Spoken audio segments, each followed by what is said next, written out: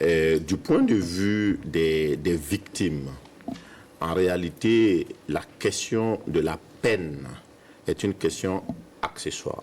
Pour la simple et bonne raison que pour les victimes, les questions les plus importantes étaient déjà de savoir si les personnes poursuivies étaient coupables, c'est-à-dire si elles avaient commis les faits pour lesquels elles ont comparu. Parce que c'est cet aspect vérité-là qui nous intéressait.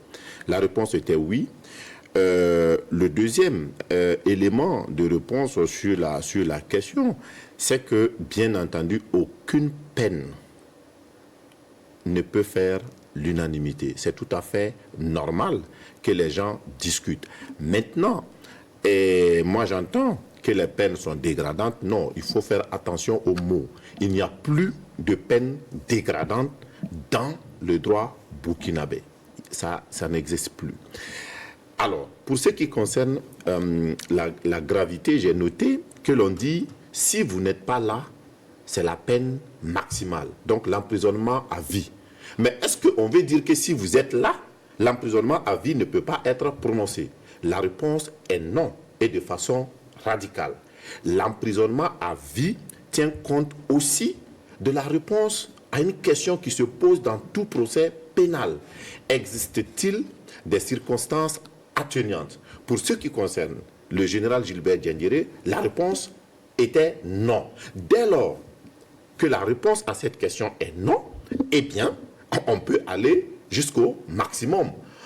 En tant que, on peut dire aussi que si ceux qui ne sont pas là ont eu la peine maximale, peut-être que si ces personnes-là étaient là, ils n'auraient pas eu la peine maximale.